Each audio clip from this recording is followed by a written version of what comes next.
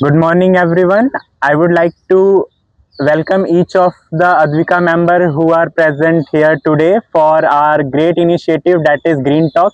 Basically, through this Green Talk, we are looking to share our ideas about environment and the challenges that it is facing nowadays. So many challenges it is facing, particularly if you are living in city like Delhi. So you can, you can see and feel it's so much air pollution here, so much fatigue to live in Delhi.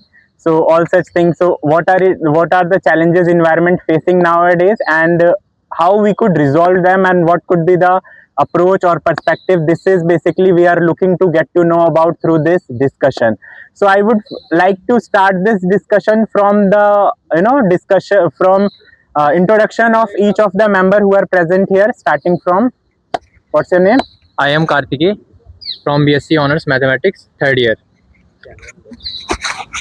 I am Ayush from History Honors, third year. I am Kanhaiya, BCom program first year. मैं हूं ईश्वर कुमार और मैं geography honours का student हूं और वर्तमान में द्वितीय वर्ष का छात्र हूं।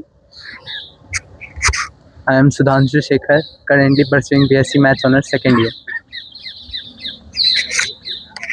I am Ashin Kharadi from BA Geography Honors, second year. My name is Yuvraj Singh. I'm currently pursuing BSc Mathematics Honors from this college, and I'm also a member of Advika in Content Department. मैं Kaushik Ritam foundation से हूँ मैं, और currently मैं BA geography में programme कर रहा हूँ, प्रोग्रामिंग जो भी है, तो सेकंड ईयर से हूँ। अब मैं अपने डिस्कशन को आगे बढ़ाना चाहूँगा। बेसिकली आज डिस्कस करने के लिए हमारे पास बहुत सारे अच्छे टॉपिक्स हैं। पहला टॉपिक मैं शुरू करना चाहूँगा। आजकल इंडिया में there is a debate between what should we choose, development और environment. There are projects like great Nicobar project that threats environment to a greater extent, and you guys might have heard about Aravali.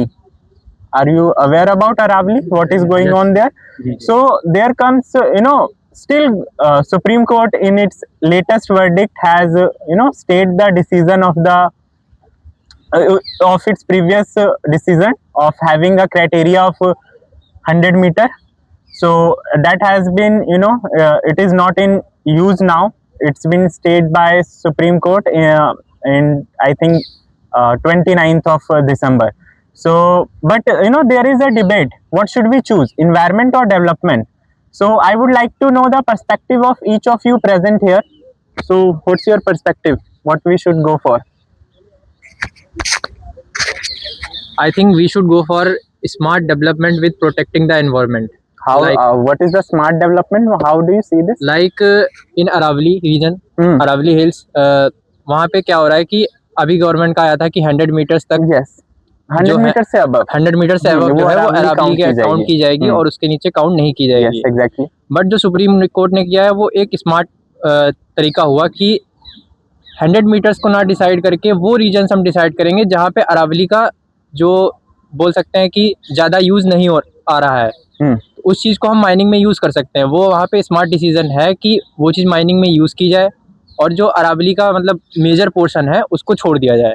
अच्छा, तो वो smart development हो सकता है। अरावली के बारे में आप कुछ बता सकते हैं कि अरावली क्यों इम्पोर्टेंट है भारत की ज्योग्राफी के लिए? भारत की ज्योग्राफी के लिए अरावली इसलिए इम्पोर्टेंट है क्योंकि जो थार डेजर्ट वो डेजर्ट है, डेजर्टिफिकेशन, जो डेजर्टिफिकेशन ना हो इधर मतलब नॉर्थ साइड में ना बढ़े, इसलिए अरावली का ज़्यादा महत्व है। Thank you so much for sharing your perspective.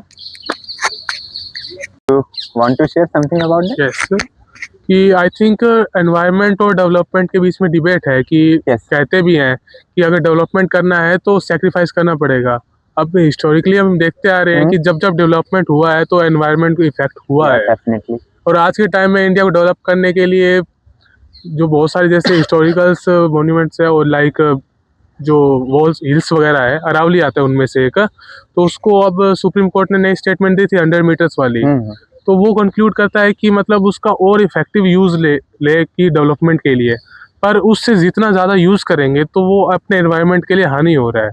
अगर अपने चाहे तो अगर गवर्नमेंट चाहे अपनी पॉलिसीज लाके अगर उसका मतलब कट ऑफ कर सकते हैं, बट लाइक उनको रोकना होगा। जो इलीगल माइनिंग्स वगैरह हो रही है अरावली वगैरह में जो पेड़ कट रहे हैं, अगर उनको बंद किया जाए और जो गवर्नमेंट ऑपरेटिव जो काम होते हैं या उनके अंदर जो काम आते हैं उनको अगर प्रमोट करें ना, तो वो एक हेल्दी डेवलपमेंट में आ सकता है। We talk so much about sustainable development. So, what is the role of sustainable development in fixing the debate environment versus development? I think हम लोग ये देख रहे हैं कि हमारे इंडिया में इन्वायरमेंट प्रोटेक्शन हमेशा से एक बड़ी इशू रही है और अभी तक लाइक हम लोगों ने सस्टेनेबल डेवलपमेंट किया और हमारी गवर्नमेंट काम कर रही है, बट अभी कम्प्लीटली वो नहीं हम लोग उस पे आ पाए हैं। तो आई थिंक सस्टेनेबल डेवलपमेंट अगर कम्प्लीटली आती है तो हम अपने इन्वायरमेंट को प्रोटेक्ट कर सकते हैं। और ये एक अरावली की इशू नहीं है। आप लोगों ने अगर ये न्यूज़ सुना होगा तो भागलपुर की न्यूज़, वहाँ भी मोर देन 10 लाख पेड़ काटे जा रहे हैं फॉर पावर पॉइंट इसके लिए। तो ये है कि अगर कोई बड़ी इशू होती है तो वो हाईलाइट हो जाती है। Exactly. मेरी पॉइंट ये है कि हमें स्मॉल से स्मॉल इशू को भी हाईलाइट करना चाहिए। भारत में हमारी जो अथॉरिटीज है उनका जो काम करने का तरीका होता है वो भी एपिसोडल होता है। जैसे अभी दिल्ली में अब जो पॉल्यूशन इसी 2-3 महीने जो होते हैं उसी में दिल्ली में पॉल्यूशन की डिबेट शुरू होती है, बाकी पूरा शांत, पूरे साल सब शांत रहते हैं, सारी एजेंसी शांत रहती है। तो इस पे आपका क्या पर्सपेक्टिव है? आई थिंक मैं जो अभी बोलने जा रहा हूँ मे बी कितने लोग इसे अपोज भी करे, आई थिंक हम पब्लिक भी इसके लिए रिस्पॉन्सिबल है, डेफिनेटली गवर्नमेंट से ज़्यादा। द रीजन इज कि we are getting away from our basic rights, that is air, food and like अभी हम देख सकते हैं फूड भी आ रही है मिलावट तरीके से आ रही है। और सेकेंड चीज़, हम लोग खुद बस बातें करते हैं, सोशल मीडिया पे आवाज़ उठाते हैं, बट जब खुद से इनिशिएटिव लेने की बारी आती है तो हम लोग खुद पीछे हट जाते हैं। जैसे कि मैं अभी जिस एरिया में रह रहा हूँ, मैं अपने बगल वाले रूम की बता रहा हूँ, एक आंटी रहती है जी। तो one day I asked her कि ये कचरे वाली गाड़ी मतलब कब आती है, तो उन्होंने बताया बाबू प्लास्टिक नीचे सब रोड पे फेंकते हैं, आप भी फेंक दो। हाँ, और वहाँ पे लोग फेंकते हैं। आपने क्या किया फिर? मैंने नहीं फेंका, मैं एक डस्टबिन लाया क्योंकि मुझे टाइम नहीं मिलती है, सैटरडे संडे मिलती है, तो मैं अपने कचड़े उस डस्टबिन में जमा करता हूँ और सैटरडे और संडे को वहाँ पे दे देता हूँ। तो मेरा पॉइंट ये है कि हमें खुद से इनिशिएटिव लेनी चाहिए और लोगों को भी बतानी चाहिए कि अगर हम लोग अपने सराउंडिंग्स को क्लीन रखते हैं तो ये हमारे लिए बेनिफिशियल है। और छोटी सी छोटी चीज़ को भी हमें बड़े लेवल पे ले जानी चाहिए ताकि कोई भी बड़ी चीज़ें आए उस पे हमारी छोटी इशू ना ये हो पाए कि उस पे हमारा वॉइस ही रेज ना हो और उस पे गवर्नमेंट ध्यान ही ना दे।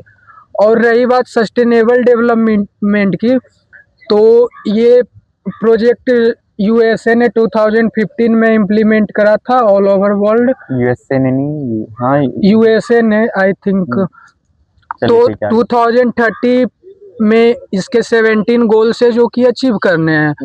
तो आई थिंक इस पे हमारा इंडिया भी बहुत अच्छे से काम कर रहा है और I think it's a great job और हमें खुद से भी इनिशिएटिव लेनी चाहिए। I would like to correct you. That was, introduced by United Nations. Okay. Agency of United Nations. So he talked a lot about sustainable development. What is the meaning of sustainable development in basic, basic language? What is the understanding of sustainable development? Sustainable development का अगर हम हिंदी में बात करें तो सतत विकास का शाब्दिक अर्थ में यही मतलब होता है कि हम अपनी वर्तमान की ज़रूरतों से बिना हस्तक्षेप करे हुए जो भविष्य की ज़रूरतों का ख्याल रखते हुए विकास करें, यही सतत विकास का शाब्दिक अर्थ होता है। लेकिन विकास और VS पर्यावरण, हमारे सामने ये मुद्दा अभी आया क्यों है? जैसे कि वर्तमान में माननीय सुप्रीम कोर्ट ने अरावली के 100 मीटर पैमाने को दर्ज करते हुए या अपना निर्णय दिया कि जो 100 मीटर से छोटी पहाड़ियाँ होगी वो अरावली के अंदर नहीं आएगी। तो अरावली का जो विस्तार है किलोमीटर में, और दिल्ली, हरियाणा, राजस्थान और गुजरात में 692 किलोमीटर का विस्तार देखा जा सकता है। यदि अरावली आज की समय की एक मांग है वह मांग हो सकता है कि हमारी जलवायु को नियंत्रित करने में भी हो सकती है। और सतत विकास की बात करते हैं तो अरावली सतत विकास की एक रूपरेखा के रूप में हमें देखी जा सकती है। और यह मांग किसी भी जो क्षेत्र हो उस क्षेत्र में रह रही है, सिर्फ वहाँ के लोगों के लिए नहीं, बल्कि अगर देखा जाए तो एक भूगोल के विद्यार्थी के रूप में मैं देखना चाहता हूँ कि जो पश्चिमी ओर से हवाएं आती है, जिसे जेट स्ट्रीम कहा जाता है, वो अगर अरावली ना हो, वेस्टर्न जेट स्ट्रीम्स, हाँ, अगर वो अरावली ना हो तो उसका जो प्रभाव दिल्ली, उत्तर प्रदेश, पश्चिमी उत्तर प्रदेश और यहाँ तक कि desertification that will result हाँ, in desertification of हाँ, northern plains ji of ji India. बिल्कुल, उसका बिहार तक भी देखा जा सकता है। और हम थार मरुस्थल का एग्जांपल हमारे सामने है कि वो इस विस्तार में अभी किस हालात में है हमारे सामने। तो ये अरावली को बचाना हमारा मुद्दा है, लेकिन ये देखना बात करें कि जो माननीय सुप्रीम कोर्ट ने ये एग्जाम्पल दिया कैसे, किस हिसाब से उनका यह पैमाना रहा है, किस हिसाब से उन्होंने मानदंड तय That was किया। based on report given by the commission. जैसे कि अभी There was a government commission established in I think 2019-18. अब उसके बारे में Based on जानकारी that report, Supreme Court has had given that verdict अभी of 100 माननीय meters. सुप्रीम कोर्ट ने सतत खनन प्रबंधन योजना बनाने के लिए केंद्र को निर्देश दिया है। Yes, yes. निर्देश दिया है। All the mining activities in Aravali from non-government institution have been stopped as of now. हो सकता है। अब लेकिन उसके रिपोर्ट से ये देखा जा सकता है कि अभी क्या निकलेगा। इस रिपोर्ट तैयार होने के बाद ही मालूम चलेगा क्या है। तो Do you know what is critical mineral? Critical mineral? Hindi Critical mineral means there are 15 minerals, 17 minerals, 17 minerals.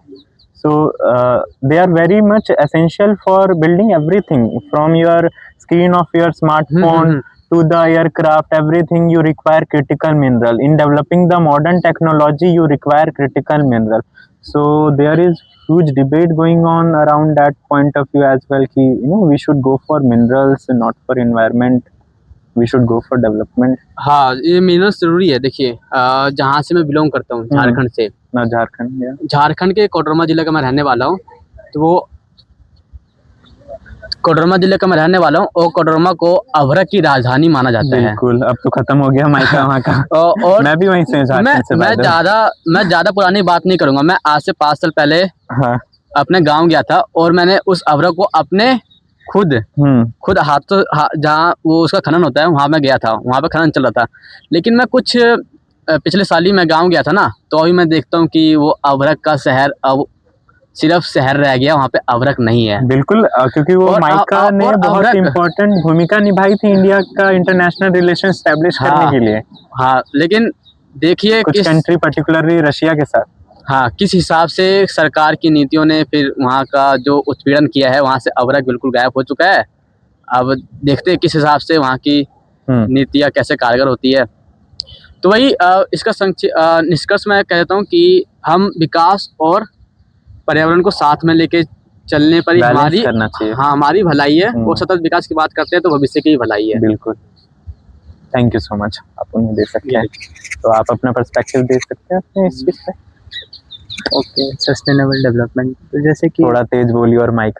तो जैसे कि इन्होंने बताया कि कैसे ज़्यादा माइनिंग के चलते क्या क्या इम्पैक्ट्स हुए उत्तराखंड में। इसके इन्होंने कोडरमा का एग्जांपल दिया। बोकारो जो है, वहाँ जो कोल माइनिंग से जो वहाँ के लोगों का जो कंटामिनेशन ऑफ वाटर हुआ है, जिस पॉल्यूटेड एनवायरनमेंट में वो लोग रहते हैं, उसकी बात कोई नहीं करता। जबकि कोयला का भंडार झारखंड है।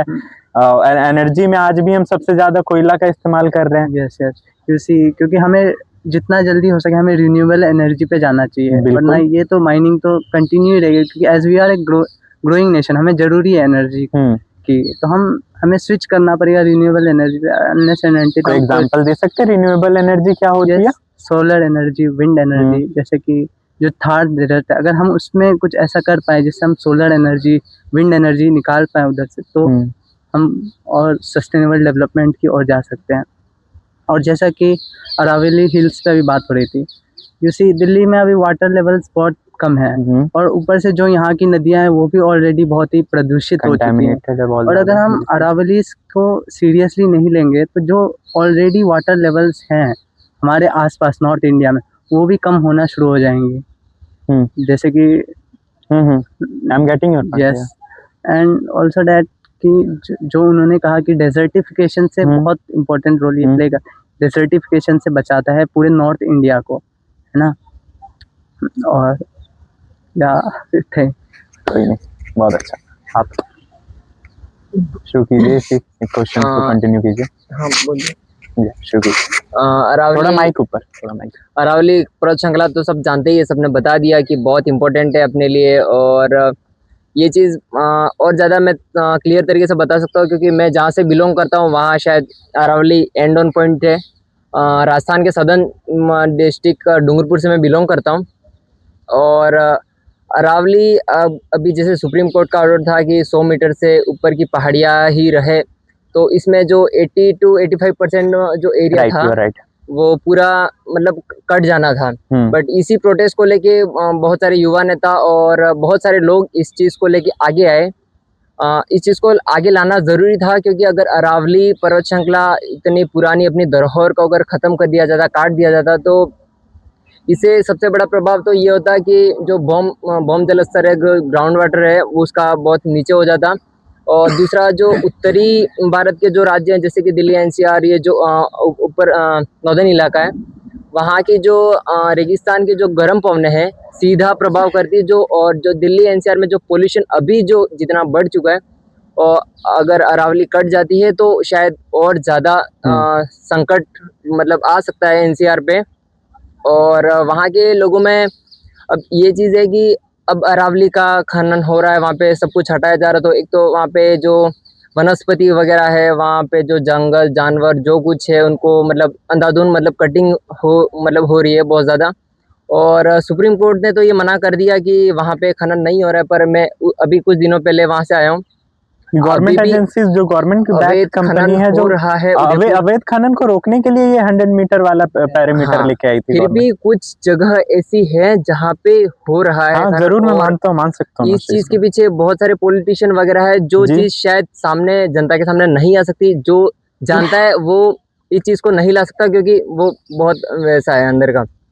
और अरावली को अब रोक दिया सुप्रीम कोर्ट ने, शायद बहुत बेहतर ये चीज़ थी। और विकास के लिए इसमें बात करें तो विकास भी ज़रूरी है, पर अब अपन जो पुरानी धरोहर है उसको ख़त्म करके अगर विकास को देख रहे हैं तो शायद ये गलत है। धन्यवाद। हाँ, हमारे फॉर्मर स्पीकर्स ने ऑलरेडी इस पे बहुत ज़्यादा बना के रखा। बहुत ज़्यादा। आपको दूसरा टॉपिक दूं क्या? मैं थोड़ा सा इस पे एलाबोरेट करना चाहूँगा। बहुत अच्छे से बताया, बट एक एस्पेक्ट है जो मैं हाईलाइट करना चाहूँगा। जी। Now from perspective of growth, जब आप देखें आज का कंट्रीज ग्रोथ, जब आप देखेंगे, आप चाहे फाइटर जेट्स ले लो, अलग अलग न्यूक्लियर मिसाइल्स ले लो, उनमें एक चीज बहुत कॉमन है, वो है सेमीकंडक्टर चिप्स। बिल्कुल। और रिसेंटली कुछ साल पहले हमने देखा था कि ताइवान में कुछ कारण से सेमीकंडक्टर चिप्स बनना स्लो डाउन हो गया था। Taiwan is the leading producer of yes Taiwan is the leading producer of semiconductor chips, और वहां पे किसी कारण से प्रोडक्शन स्लो डाउन हो गया, जिसके कारण all over the world effect आया था, और इंडिया पे भी। हमारे चाहे बात कीजिए लैपटॉप्स या मोबाइल फोन्स या वेरियस ईवी कार्स, जो कि ऑल्टरनेटिव सोर्सेज है फॉसिल फ्यूल पेट्रोलियम वगैरह के, उनका भी प्रोडक्शन रुक गया। बहुत सारी कार्स रेडी है, बट उनमें चिप्स के शॉर्टेज के कारण वो फाइनली रोल आउट नहीं कर पा रहे मार्केट में। नाउ इससे हमें ये पता चलता है कि वो कितना इंपॉर्टेंट सेक्टर है। उसके अलावा जो हम आपने रेयर अर्थ मिनरल्स के बारे में बताया था, ये रेयर अर्थ मिनरल्स जो है गैलियम, टंगस्टन वगैरह, जो कि बहुत इंपॉर्टेंट है इन इलेक्ट्रॉनिक आइटम्स, और इनफैक्ट दीज सोलर पैनल्स वगैरह रिन्यूएबल एनर्जी के सोर्सेज बनते हैं, उनमें भी ये सब बहुत इंपॉर्टेंट चीजें होती है। और ये इसका जो 90% सप्लाई चेन है वो चाइना डोमिनेट करता है। इससे 60% of reserve that is 44 metric ton hold by China, and 90% of processing of earth mineral that is predominated by whole supply chain 90% is controlled by China। अब इसका इफेक्ट क्या होगा? Now जब सप्लाई जो है वो एक जगह मोनोपोली बनते जा रहा है, तो जिस दिन चाइना का मन करेगा उसका प्राइस को बढ़ा देगा, और उसको कोई भी कंट्री काउंटर नहीं कर पाएगा। और इसके कारण हमें फोर्सिवली शिफ्ट करना पड़ेगा नॉन रिन्यूएबल रिसोर्सेज की तरफ। और ऐसे बहुत सारी क्रिटिकल चीज़ें होती है जैसे डिफेंस वगैरह। नाउ F-35 फाइटर जेट्स जो यूएसए बनाता है, ये उनकी इंडिजिनस टेक्नोलॉजी है, बट इनमें जो लगने वाले कंपोनेंट्स है वो चाइना के थ्रू रूट Yes, होते हैं। I do agree. तो ये एक नेशन के इंटरेस्ट और इंटरेस्ट को भी बहुत ज़्यादा Critical हार्म करेगा। mineral was that was the bit given by China when USA was targeting them. Tariffs, I yes, will impose exactly. 25 extra tariff on you. So at that point of time, China said, I will stop the flow of critical mineral into USA. So USA then they only imposed 26% of tariff on China. I think as per my knowledge. Yes, so जब हम USA और China के बीच में ये tussle हो सकता है तो इंडिया तो फार लेसर वो स्टैंड होल्ड करता है जब हम नेगोशिएशंस करेंगे। तो हमारे लिए बहुत एसेंशियल हो जाता है कि हम इन सप्लाई चेन्स के ऑल्टरनेटिव्स ढूंढें और अपने आप इंडिपेंडेंस फॉर्म Where करें। do India stand in terms of reserve of rare earth metal? हमारे पास रिजर्व्स तो है, बट उनको Third हम largest, third followed largest by reserves है, Brazil. बट हम उन्हें वो मार्केट में रोल आउट नहीं कर पा रहे, उनको प्रोडक्शन लाइन में यूज़ नहीं कर पा रहे हैं। तो इसीलिए ये हमारे लिए बहुत एसेंशियल हो जाता है कि हम इन रेयर अर्थ मिनरल्स जो है इनका ऑल्टरनेटिव सोर्सेज ढूंढने। तो Is there any source? Is there any alternative to yes rare earth exact, mineral? हाँ, इस पे मैं आगे बोलना चाहूँगा।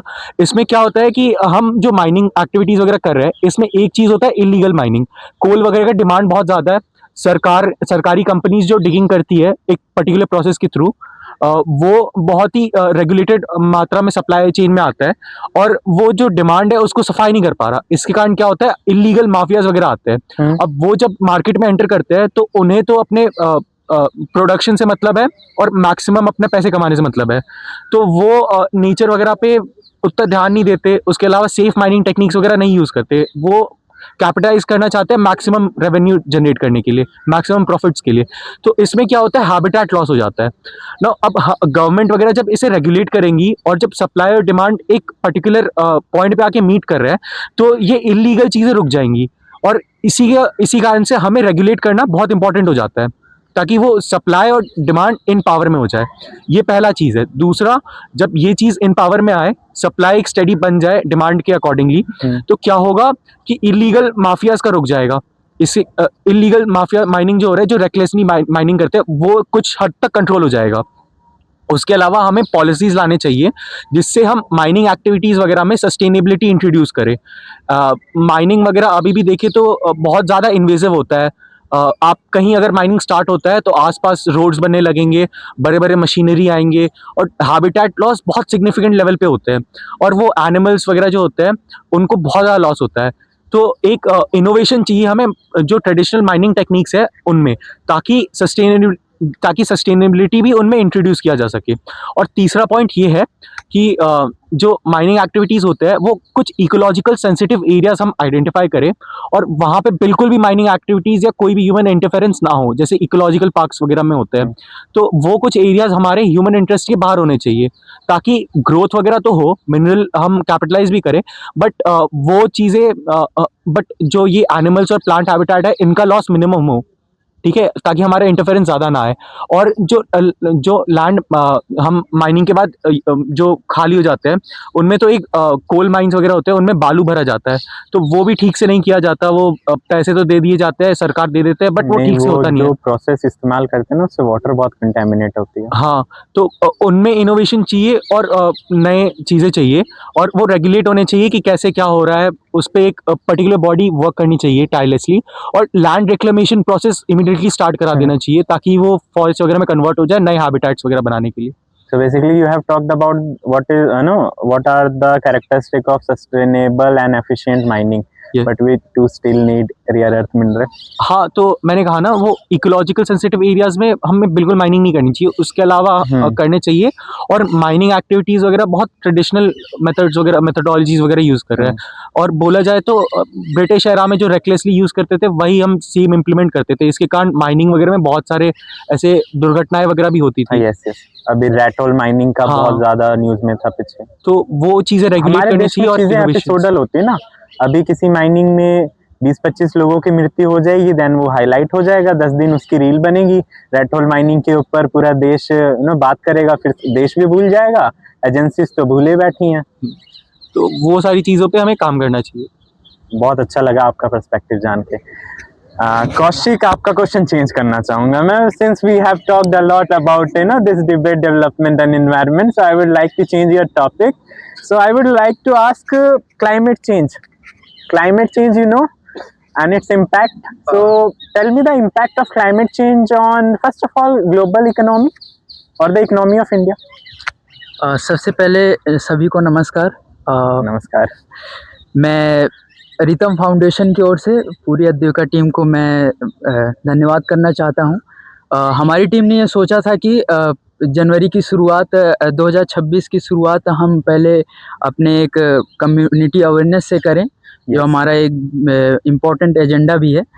तो इतनी ठंड में भी आप सब आए, इसके लिए धन्यवाद करना चाहूँगा मैं। रितम फाउंडेशन क्या है? आप एक्सप्लेन करेंगे उसको? रुको एक सेकंड। आपने जो पहले सवाल पूछा, हाँ चलिए पहले सवाल पे क्लाइमेट चेंज के बारे में, है ना? तो हमारे देश में अगर पूरे विश्व को लेकर ही अगर हम एक देखें तो क्लाइमेट चेंज की हर जगह अलग अलग परिभाषाएं भी हो सकती है, हर जगह अलग अलग डेफिनेशन हो सकती है। अगर हम इंडिया के पर्सपेक्टिव से देखें तो बहुत सारी प्रॉब्लम्स हैं इंडिया में। सबसे बड़ी बात तो पहली बात तो ग्रीन हाउस गैसेस जैसे ये सारी चीज़ें क्लाइमेट चेंज को अफेक्ट करती हैं। फिर ग्रीन हाउस गैसेस से होता क्या है कि हीट ट्रैप हो जाती है अर्थ में, उससे गर्मी बढ़ती है। और जैसे अभी ट्रेंड देखा जाए तो ऐसा कई सारी ऐसी रिपोर्ट बताती हैं कि 1.5 डिग्री सेल्सियस या 2 डिग्री सेल्सियस के आसपास टेम्परेचर बढ़ा है। वो pre industrial level pre industrial, हाँ, रिपोर्ट्स कह रही हैं 1.5 डिग्री से ऊपर जा चुका है। जो पेरिस एग्रीमेंट अकॉर्ड में जो हमने नैरेटिव सेट किया है कि 1.5 का एक्सीड नहीं करने देना, बट वो रिपोर्ट्स में आ रहा है कि एक्सीड हो चुका है और नहीं भी हुआ है तो आने वाले सालों में डेफिनेटली हो जाएगा। बिल्कुल।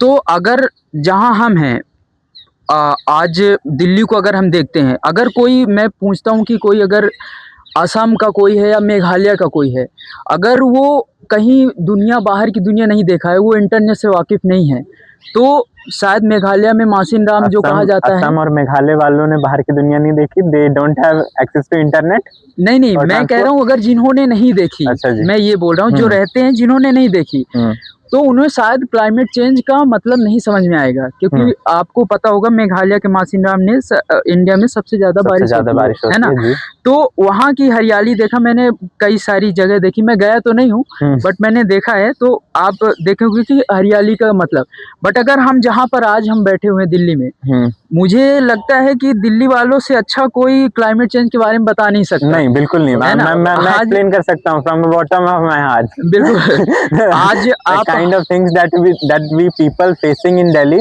that is tremendously, so much damaging.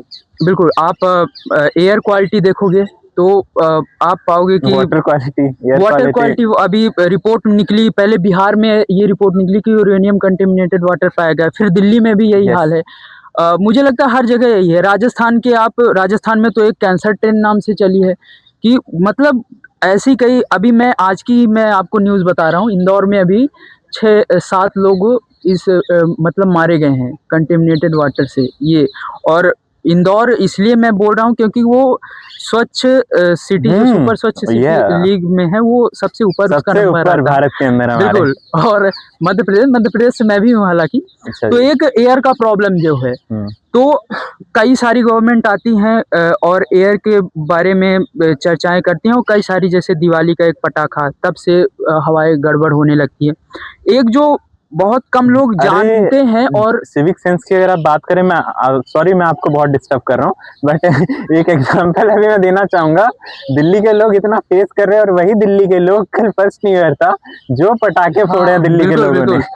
बिल्कुल, वहाँ उसकी कोई बात नहीं करता, लेकिन उसके लिए भी ग्रीन फायर क्रैकर्स आए हैं, लेकिन वो कुछ हद तक ही काम करते हैं। ग्रीन फायर क्रैकर के नाम पे बहुत स्कैम हुआ दिवाली में। हाँ, हर जगह होता है, यही है। क्योंकि ठीक है, हम आगे चलते हैं, लेकिन जैसे एयर पोल्यूशन अगर दिल्ली की बात करें तो एक चीज़ है टेम्परेचर इन्वर्जन को लेकर, ये जियोग्राफिकल कारण है। तो इस पर कोई बात नहीं करना चाहता, ना कोई सुनना भी चाहता है इस पर। सभी कोई गवर्नमेंट को ब्लेम कर रहा है, कोई प्रोटेस्ट हो रहे हैं। तो वहीं अब जैसे अरावली का आपने यह बात हो रही थी, मैं थोड़ा उस पर आना चाहूँगा क्योंकि सभी लोग बोल रहे थे और मैं नहीं बोलूँगा तो ऐसा लगेगा है ना। Sure. तो Floor is अरावली का जो open for मेन Rhythm आया Foundation. कैसे, ओके तो अरावली की जो बात आई, जो सभी काफ़ी लोगों ने काफ़ी अच्छी बातें बताई कि क्या होना चाहिए, क्या डेफिनेशन है। मैं थोड़ा उसमें ऐड ऑन करना चाहूँगा कि जो उसकी रियल डेफिनेशन है, तो वो आपने बोला 100 मीटर, वो मैं उसमें ऐड ऑन करना चाहूँगा कि वो 100 मीटर ऊपर से नहीं, वो बेस से 100 मीटर है। नीचे से नहीं, वो समुद्र जहाँ तल तक नहीं, जो समुद्र से नहीं, हाँ। लोकेशन है वहाँ का जो डाटम लेवल है वहाँ बिल्कुल से बॉटम 100 लिस्ट है। मीटर। जैसे आप ग्लेशियर देखोगे, ग्लेशियर जितना ऊपर दिखता है उससे कहीं 2-3 गुना ज्यादा नीचे वो होता है। ऐसे ही पर्वतों की आकृति भी ऐसी ही होती है कुछ। और उसमें एक और डेफिनेशन है कि जो उसके और 500 मीटर उसके बीच का जो एरिया है पूरा, वो भी पूरा अरावली के अंडर में आएगा। और इसकी जो बात छिड़ी है कि पहली बात तो ये पहले से ही कंफर्म है कि जो अरावली का 95% से ज़्यादा एरिया में माइनिंग हो ही नहीं सकती है।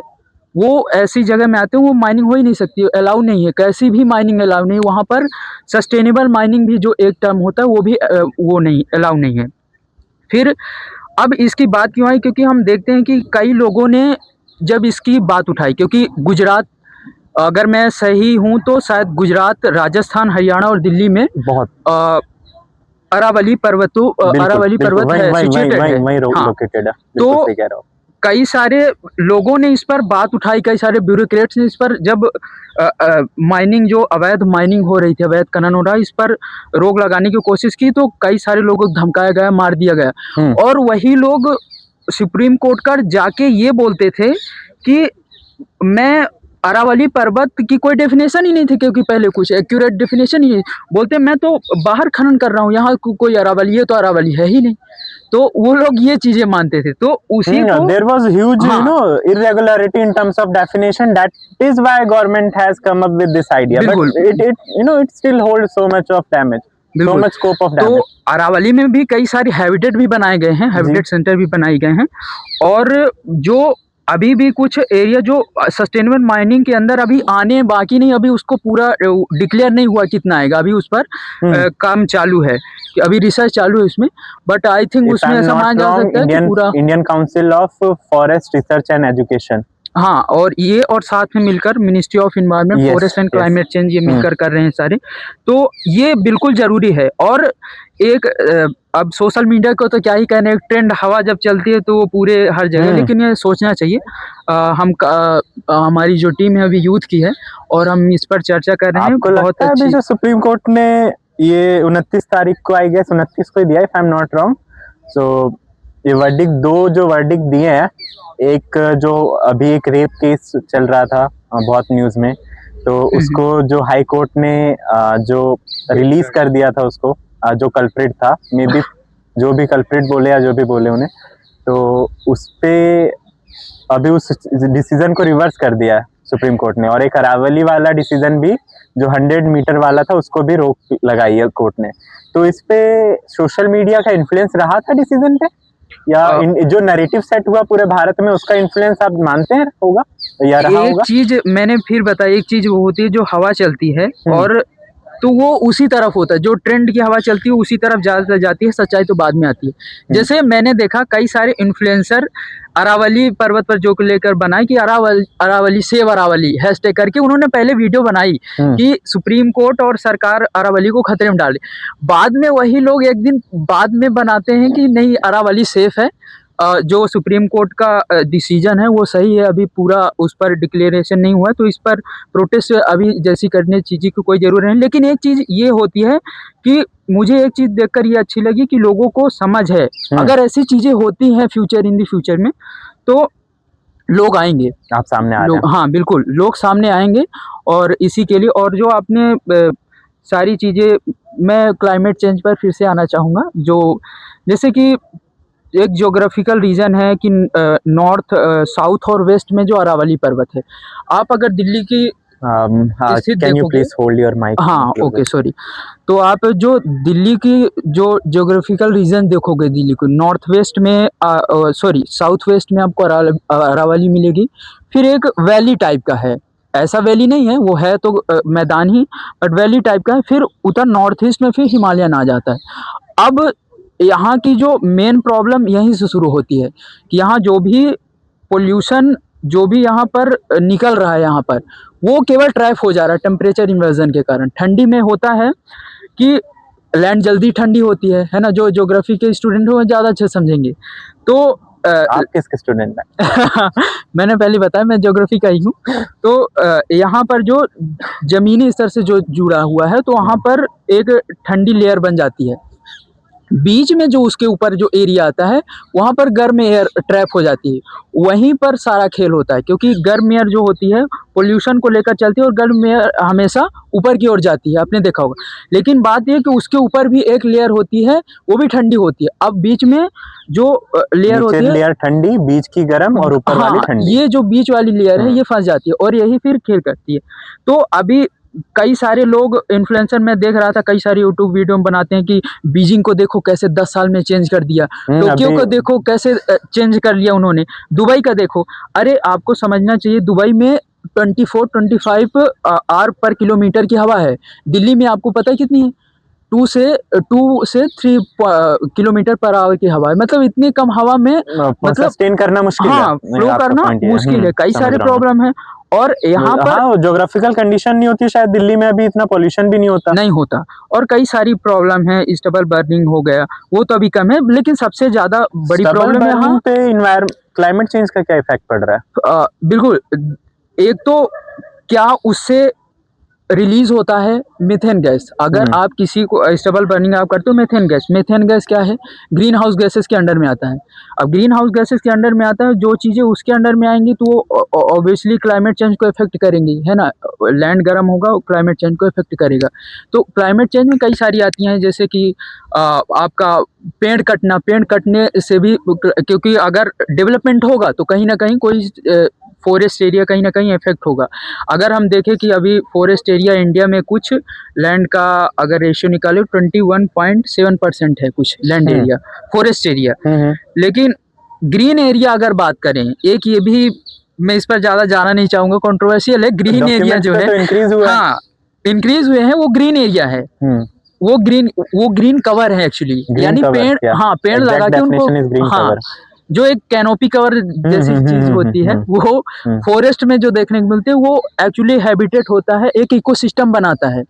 लेकिन एक पेड़ होता है, वो इकोसिस्टम नहीं बना सकता, वो पेड़ तो ग्रीन कवर बढ़ा है इंडिया का, ना कि फॉरेस्ट कवर अभी उतना ही है और बाकी कम हो रहा है।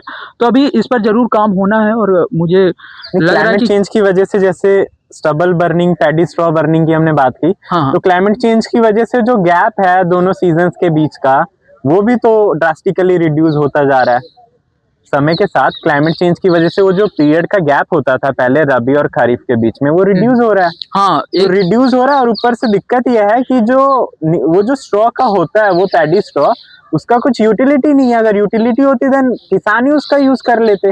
तो उसमें हो क्या रहा है उनका, एक तो पीरियड भी उनको अपनी अगली खेती की तरफ भी बढ़ना है, देन उसकी यूटिलिटी भी नहीं है। और agriculture that requires so much of labor, so much of input in terms of money, बिल्कुल। तो वो भी एक चीज है। तो इन सब चीजों में गवर्नमेंट का क्या रोल हो सकता है? इनिशिएटिव्स तो लेके आई है गवर्नमेंट बहुत सारे, बट अभी भी रिजल्ट नहीं मिल रहा है उनका। जैसे हरियाणा और जो पंजाब की गवर्नमेंट है, उन्होंने बोला है कि जो इंसिडेंट होते हैं स्टबल बर्निंग के, वो रिड्यूस हुए हैं। बट जो यूनियन गवर्नमेंट का जो डाटा है, जो कि सैटेलाइट बेस्ड है, वो कहता है जो बर्न वो स्पॉट्स है ना, वो इंक्रीज हुए हैं, वो कहाँ डिक्रीज हुए हैं। इंसिडेंट वो चुरा के लोग तो जला देते हैं रात को, जब एजेंसी उसको कवर नहीं कर रही होती। बिल्कुल, इस चीज में मैं आना चाहूंगा। एक तो पहली बात तो जब ग्रीन मूवमेंट चला तो बहुत एक हवा चली, और हरियाणा पंजाब जैसे एरिया में धान और गेहूं की लहर आई, बहुत ज्यादा खेती हुई। उसके बाद उस समय, क्योंकि हमारे यहाँ ये देखा जाता है, जब प्रॉब्लम आती है उसके बारे में, सोल्यूशन के बारे में सोचा जाता है ना। जब हरित क्रांति आई, जब आप बोलते हो, तो इसमें जब हरित क्रांति आई, उसके बाद इसके बारे में शायद किसी ने सोचा हो कि एक स्टबल बर्निंग भी एक प्रॉब्लम हो सकती है, बट गवर्नमेंट ने एक चीज़, जैसे आपने इनिशिएटिव का नाम लिया एथेनॉल ब्लेंडिंग, मैं उसमें आना चाहूँगा। इथेनॉल ब्लेंडिंग 20% ऑफ इथेनॉल हाँ, इनटू 1 बिल्कुल। लीटर ऑफ तो पेट्रोल। वो सबसे ज़्यादा एथेनॉल अगर हम बात करें तो अभी तो गन्ने से निकाला जाता है, गन्ने के वेस्ट से। वो पराली जो होती है ना, पराली से के भी उसको टेक्नोलॉजिकल उसमें वो करके फैक्ट्रियों में भेजकर उसका जो प्लांट होते हैं हमारे, बट तो वो थोड़ा हाँ, उसके एथेनॉल tedious भी टास्क है, क्योंकि उसमें जो सब्सटेंस होते हैं सिलिका वगैरह, वो उस चीज को सपोर्ट करने नहीं देंगे। वो टीडियस टास्क है, निकाला तो जा सकता है बट टीडियस है काफी। बिल्कुल नहीं करे भी जाते ऐसा नहीं, बट वो काफी कम लेवल में है अगर देखा जाए, कॉस्टली भी है काफी। मोस्टली शुगर केन पे ही सारा डिपेंड है, और अगर हाँ बिल्कुल इथेनॉल वाला। अगर क्योंकि रितम फाउंडेशन इस पर भी गौर कर रही है कि हम कैसे इस पर कम्युनिटी अवेयरनेस, क्योंकि लोगों को जिनको पता नहीं है वो तो चलो ठीक है, जिनको पता है वो भी, आपने जैसे बोला कि गवर्नमेंट के कहने के तौर पर भी लोग जला देते हैं, है ना। गाइडलाइन जारी हुई लेकिन सैटेलाइट इमेज ये कहती है, अभी इसी बार हमने देखा हाँ, तब उन्होंने कर दिया कुछ 400 जगह पर एक ही दिन में पराली जलाई गई, जैसे कि उनको कोई न्योता है कि आज पराली जलानी है तो 400 गांव में एक साथ पराली जलाएगी, तो एक प्रॉब्लम है। तो इस पर do you support concepts like E20? E20 देखिए काफी, अगर इस पर डीप जाना चाहे तो इसके बारे में तो बिल्कुल, अगर ज्यादा क्या ये न्यू कॉन्सेप्ट है? नहीं, इंडिया ने शुरू किया है। न्यू कॉन्सेप्ट तो नहीं है, क्योंकि ये एक जगह इम्प्लीमेंटेड हुई कई सारी कंट्री का। यूएसए और रशिया ने शुरू किया था जब 90s 80s में, जब वॉर पीक पे चल रहा था, कोल्ड वॉर, उस समय क्राइसिस हुए थे गल्फ कंट्रीज में, बिल्कुल, तो उसको टैकल करने के लिए उस समय उन्होंने शुरू किया था। आई थिंक 1980s था, 1980s ही था if I am not wrong. एक ये भी है, अभी जब हम एक बहुत अच्छा कारण देख रहे हैं साउथ अफ्रीका जो अफ्रीका कॉन्टिनेंट में है, तो अभी वहाँ से हमें सीख लेनी चाहिए कि उन्होंने पहले चालू किया था, लेकिन अगर कोई एथेनॉल ये E20 में कोई अगर फेल हुआ है, तो अगर आप साउथ अफ्रीका को देखोगे तो शायद, अगर मैं रॉन्ग नहीं हूँ, तो वो उसका एक फेल डॉक्यूमेंटेशन जैसे है वो आप देख सकते हो, तो उससे हमें सीख लेनी चाहिए कि क्या कैसे। और मैंने पहले ही बताया था कि हर रीजन का अलग अलग प्रॉब्लम है, हर जगह की अलग अलग प्रॉब्लम, उस हिसाब से उसको कैसे रूल बनाकर उसको कैसे आप डिफेंड करते हो, ये इम्पोर्टेंट करता है। Thank you. बहुत इंटरेस्टिंग पॉइंट थे, बहुत अच्छा लगा हमें सुन के। First of all thank you so much to the Ritam foundation, आज हमें ज्वाइन करने के लिए, अद्विका को बहुत थैंक यू आप लोगों का। थैंक यू आप लोगों को। मैं आपके इनिशिएटिव के बारे में पूछूंगा लास्ट में, so I would like to proceed with my question. So climate change के बारे में अभी हमने इतना बात की, ग्लोबल इकोनॉमी पे क्या इफेक्ट पड़ रहा है, एग्रीकल्चर जो कि इम्पोर्टेंट सेक्टर है इंडिया के लिए, एंड और भी adverse, there are several other manner in which that climate change is affecting in India, so people of India, so human life को कैसे इफेक्ट करता है climate change, day to day life को, इस पे आप लोगों में से जो भी अपना पर्सपेक्टिव देना चाहेगा, आप शुरू करेंगे जी। सबसे पहले तो क्लाइमेट इन जनरल हमारा हैबिटेट, फूडिंग, लॉजिंग, उसके अलावा जो हमारे आसपास के ग्रीनरी वगैरह सबको इन्फ्लुएंस करता है। जब क्लाइमेट चेंज हो रहा है तो हम देख रहे हैं कि मीन सी लेवल में राइज हो रहा है, क्योंकि ग्लेशियर्स वगैरह पिघल रहे हैं, तो हमारे पास जो स्कार्स अवेलेबल लैंड है वो और भी कम होते जाएगा। तो ये तो एक हैबिटेट डिस्ट्रप्शन होगा जो कि ह्यूमंस को भी अफेक्ट करेगा एडवर्सली, और ऐसा कैलकुलेटेड है अगर इसी रेट पे होते रहे ग्लोबल वार्मिंग तो ग्लेशियर्स और भी एक्सीलरेटेड रेट से मेल्ट होंगे। अब पोलर बेयर्स और पेंगुइन्स वगैरह जो अंटार्कटिक रीजन में उत्तरकाशी में क्या डेविस्टेशन हुई, बहुत पीस ऑफ माइंड के लिए बिल्कुल अच्छा नहीं था ऐसी चीजें देखना और समझना। वो जो वीडियोस आई थी that was very devastating to watch. वो है, उसके अलावा ग्लेशियर्स वगैरह वो एक्सीलरेटेड रेट पे पिघलने लगेंगे, हमारे पास जो अवेलेबल वाटर वगैरह है, फ्रेश वाटर रिसोर्सेज, वो भी स्कार्स होते जाएंगे। उसके अलावा जो हमारा देश जो कृषि प्रधान देश है, जैसे अभी भी है, अभी है, कैसे मानते हैं आप? हमारा मेजर जो कृषि का भी, जो एग्रीकल्चर करता है वो भी अपने बच्चे को पढ़ा लिखा के डॉक्टर, इंजीनियर, IAS IPS बनाना चाह रहे, कृषि प्रधान कैसे कह रहे हैं भारत का? हमारे में अच्छा वो एक डिफरेंट इश्यू हो गया, बट स्टिल हमारे majority of population are still dependent on agriculture on paper. नहीं, speaking about my family, liability मानेंगे भारत की? एग्रीकल्चर एक स्टेबल इकोनॉमिक सोर्स इसलिए नहीं हो पा रहा आपकी क्योंकि बात मैं हमारे समझ रहा हूँ, हमारे में 50% इनोवेशन नहीं है एग्रीकल्चर में। 50% से ज्यादा आज भी हमारी जनसंख्या जो है ऑलमोस्ट 50% वो एग्रीकल्चर पे डिपेंड करती है। आउटपुट कितना देती है एग्रीकल्चर हमारे जीडीपी को? ये lack of innovation in agriculture sector, ये one of the major reasons है। उसके अलावा जो हमारे एग्रेरियन लैंड्स है उनमें मशीनरी का यूज़ बहुत कम है। अभी जी। भी जो लेबर वगैरह है, लेबर इंटेंसिव ज़्यादा हम यूज़ करते हैं। जी, जी। ये फ्यू कॉजेज़ है। उसके अलावा मैं अभी श्रावस्ती से होके आया था। श्रावस्ती में भी अभी बैल से ही स्टिल वो फार्मिंग वगैरह होता है। वहाँ पे ट्रैक्टर्स वगैरह उतने यूज़ नहीं होते। तो ये कुछ कारण है जिसके कारण वो जब हम इकोनॉमिक इंसेंटिव्स देखते हैं एग्रीकल्चर में, वो बहुत लो है। उसके अलावा एग्रीकल्चर बेड्स वगैरह बहुत वो छोटे-छोटे पार्ट्स में डिवाइडेड है। एग्रीरियन लैंड्स मेरे एंसेस्टर्स के पास जो है वो आधे बढ़ते जाते हैं, तो वो जी, बहुत जी, कम हो वो जाता है। वही वही हमारे एग्रीकल्चर की सबसे बड़ी समस्या आज के दिन में। जो Innovation- लैंड है ना वो छोटा होता जा रहा है। हाँ। तो जिसके पास 100 बीघा जमीन थी वो कम हो गया ना, वो बहुत कम हो रहा है, और उस पे खेती करना और उसको सस्टेनेबल बनाना वो सही नहीं है। तो वो उस पे है। गवर्नमेंट काम कर रही है अलग इनिशिएटिव पे। कुछ समय मैं रोकना चाहूंगा अभी इसे, हम फिर से शुरू करेंगे इस चीज को। Thank you so much. So today we organized a event, a green talk, where we invited all of our Advika member to discuss on various topic of environment and the challenges that it is facing now and what could be resolution to that as well. So we discussed various topic including a very ongoing debate in India, that is development versus environment. So we basically talked about the Aravali and various other projects.